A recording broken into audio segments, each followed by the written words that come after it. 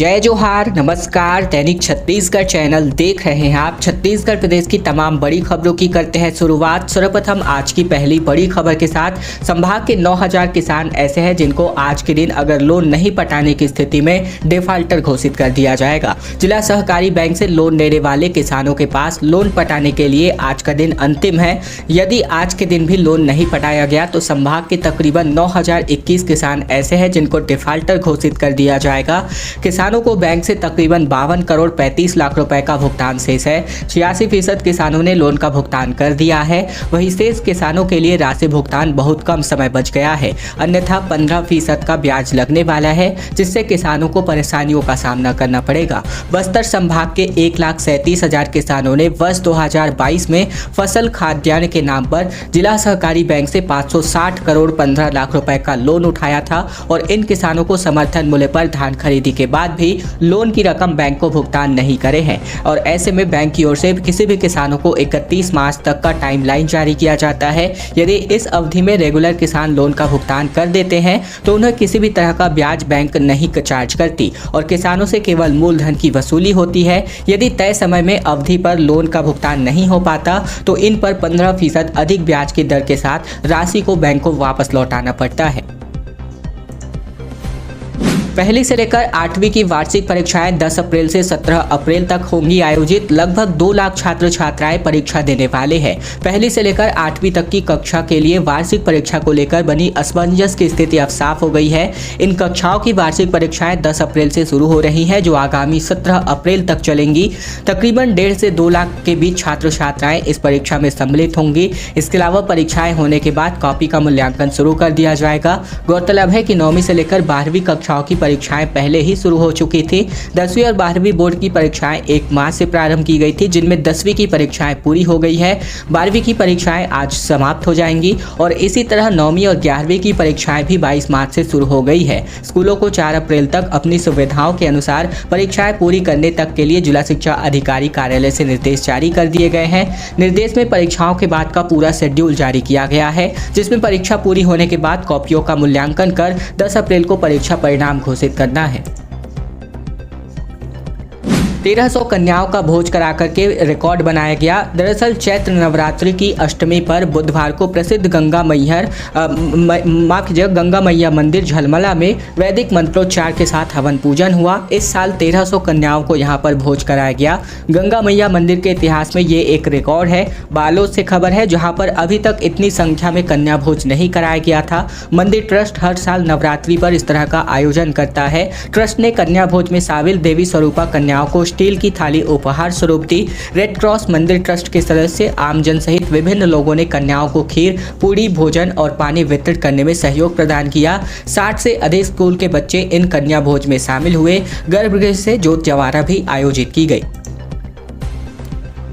केसकाल घाट में एक बार फिर से लंबा जाम लग चुका है। टर्निंग पर एक ट्रक खराब होने की वजह से 8 किलोमीटर का लंबा जाम लग गया। छत्तीसगढ़ के कोंडागांव जिले के केसकाल घाट में जाम लगने का सिलसिला थमने का नाम नहीं ले रहा है।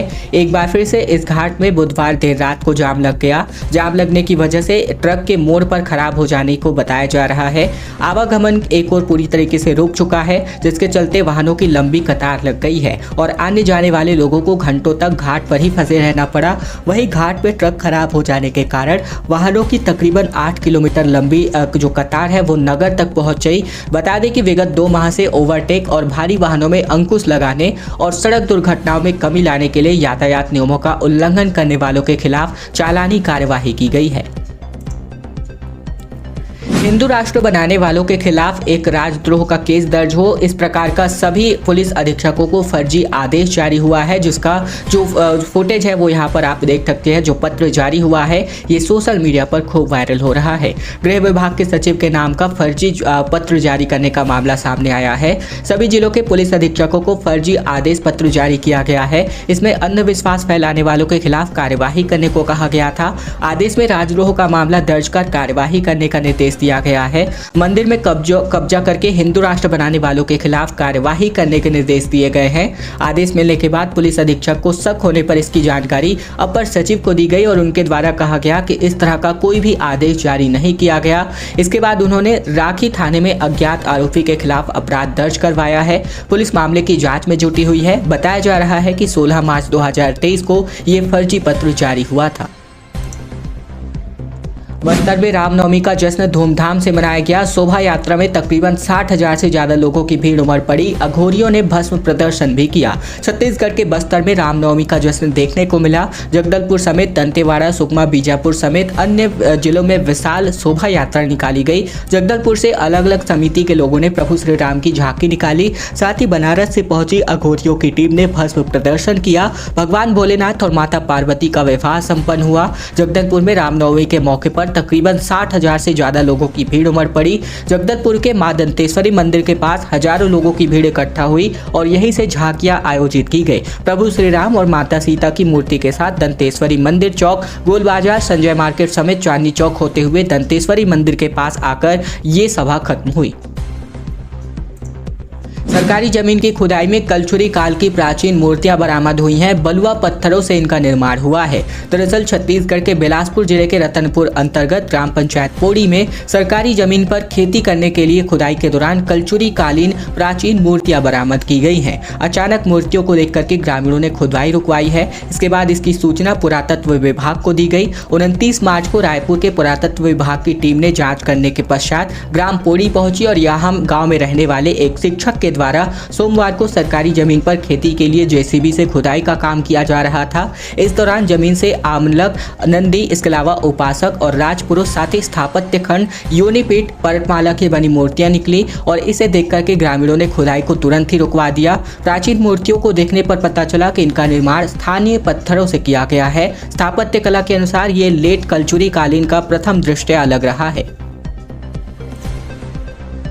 वीडियो स्टोरी के माध्यम से आप देख सकते हैं सीता बेंगरा में राम जानकी मंदिर तक श्रद्धालुओं की भीड़ उमड़ पड़ी। दरअसल रामनवमी पर रामगढ़ में पूजा अर्चना हेतु श्रद्धालुओं की भारी भीड़ उमड़ पड़ी। यहां हजारों की संख्या में श्रद्धालु पहुंचे। सीता बेंगरा से लेकर राम जानकी मंदिर तक श्रद्धालु ही श्रद्धालु नजर आ रहे थे। लंबी कतार की वजह से सिंह द्वार के पास तकरीबन 1 घंटा सुबह 9 बजे से 10 बजे तक जाम लगा रहा। पुलिस वालों की 1 घंटे की मशक्कत करने के बाद एक बार फिर से सुचारू रूप से राम जानकी मंदिर दर्शन यात्रा प्रारंभ की गई।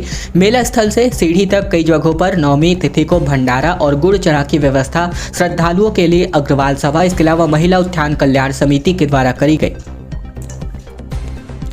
बिलासपुर सिम्स में नर्सों की भर्ती प्रक्रिया चालू। एमएस की निगरानी में नर्सिंग स्टाफ के लिए भर्ती प्रक्रिया आयोजित हो रही है। छत्तीसगढ़ आयुर्विज्ञान संस्थान यानी सिम्स में 100 पदों पर नर्सिंग स्टाफ भर्ती प्रक्रिया शुरू हो चुकी है। अस्पताल के मेडिकल सुपरिटेंडेंट डॉक्टर नीरज सेंडेरे खुद इसके लिए आवेदन ले रहे हैं। तत्काल इंटरव्यू कर इन पदों पर भर्ती की प्रक्रियाएं पूरी की जा रही हैं। शासन के अनुमोदन के बाद कलेक्टर से अनुमति लेकर सिम्स ने ये काम करना शुरू कर दिया है। मालूम हो कि मौजूदा स्थिति में सिम्स में 254 नर्सिंग स्टाफ कार्यरत है, जबकि सेटअप 400 से भी ज्यादा का है। ऐसे में नर्सों का दोहरी जिम्मेदारी उठानी पड़ रही है।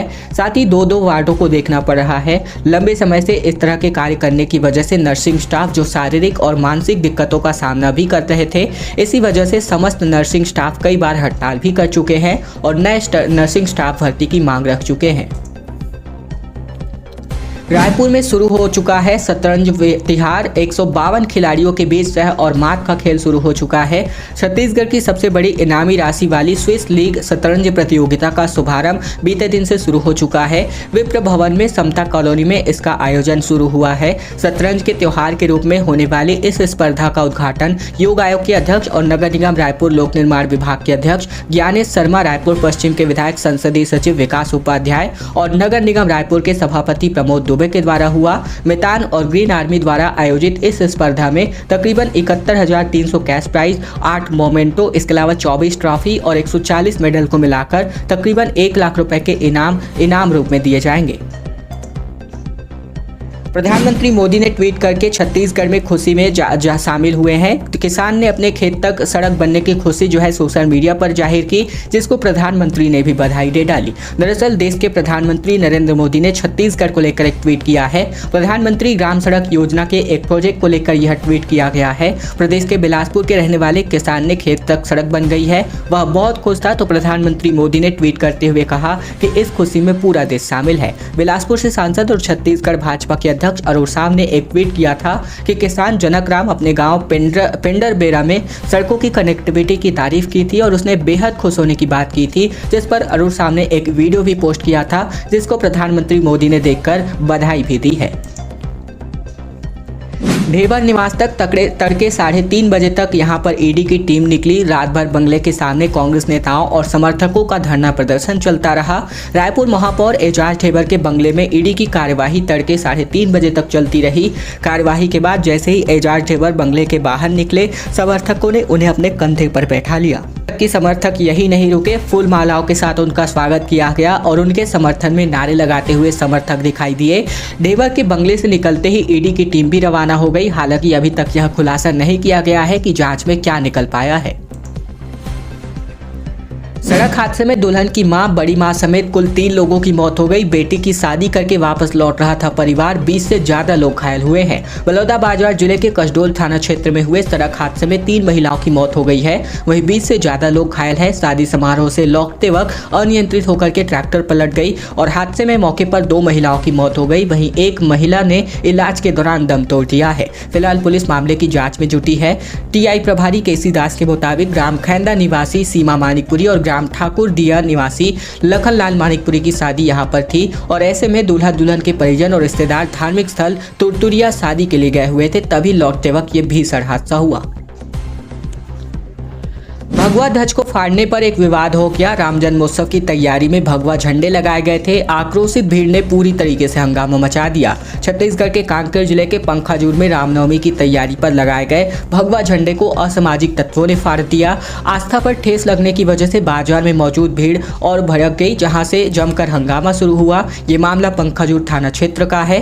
दरअसल पंखाजूर नगर पंचायत के नया बाजार चौक में लगे भगवा झंडे को असामाजिक तत्वों ने उतारा और फाड़ दिया। इससे आक्रोशित लोगों ने वहां पर जमकर हंगामा किया। मौके पर पहुंची पुलिस ने स्थिति को नियंत्रण में लिया, जिसके बाद हंगामा शांत हुआ। मुख्यमंत्री हाउस में कन्या पूजन आयोजित हुआ। सीएम भूपेश बघेल ने कन्या भोज कराया और आशीर्वाद लिया।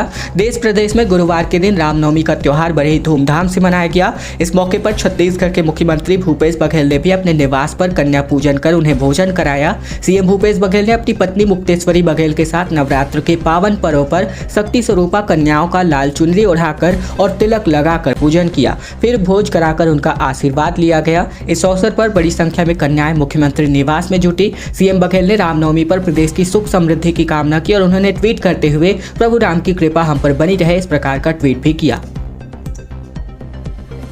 कोलकोमा, बताती, बरपाली, जुलगा समेत 5 कोल ब्लॉकों की नीलामी होने वाली है। दरअसल छत्तीसगढ़ के जिन कोल ब्लॉकों की नीलामी के लिए केंद्र सरकार की एजेंसी MSTEC का कॉमर्स ने शुक्रवार को अधिसूचना जारी की है, इनमें कोरबा जिले के बरपाली, साथ ही साथ कर्मी टिकरा, इसके अलावा बताती कोलगा ईस्ट, इसके अलावा बताती कोलगा नॉर्थ वेस्ट, जिलगा बरपाली, कोलकोमा व रायगढ़ जिले के बायसी वेस्ट, इसके अलावा गोरही मंडलोई, अमली डोंडा, इसके अलावा गोरही मंडलोई, बिंजना, जोबेरो वेस्ट और जोबेरो ईस्ट, बलरामपुर के सोंडिया व सूरजपुर के तारा कोल ब्लॉक को शामिल किया गया है। इसके अलावा तेनमुरी, सेंदूर, फतेहपुर साउथ, इसके अलावा करमगोड़ कोल ब्लॉक भी शामिल किए गए हैं। इन सभी कोल ब्लॉकों में सभी ग्रेड का कोयला मौजूद है। हवाई सेवा सुबह शुरू होने का इंतजार कर रहे हैं जनता, लेकिन इधर अपनी अपनी उपलब्धि बताने में राजनीतिक जल जुट गए हैं। सरगुजा जिले के दरिमा के महामाया एयरपोर्ट का काम अब पूरा हो चला है। यहां उम्मीद जताई जा रही है कि बहुत ही जल्द यहां से हवाई सेवा का सुविधा शुरू हो सकता है। इसे लेकर प्रशासन अपनी तैयारियों में जुटा हुआ है। आम लोग हवाई सेवा सुविधा जल्द शुरू होने का इंतजार कर रहे हैं, तो वही राजनीतिक दल ऐसे अपनी अपनी उपलब्धि बचाने में जुट गए हैं। अंबिकापुर से हवाई सेवा शुरू होने का सपना क्षेत्र के लोग काफी लंबे समय से करते आ रहे हैं। कई बार इसे लेकर कार्यवाही भी तेज की गई, मगर अब तक यहां से हवाई सेवा का सफर शुरू नहीं हो सका है।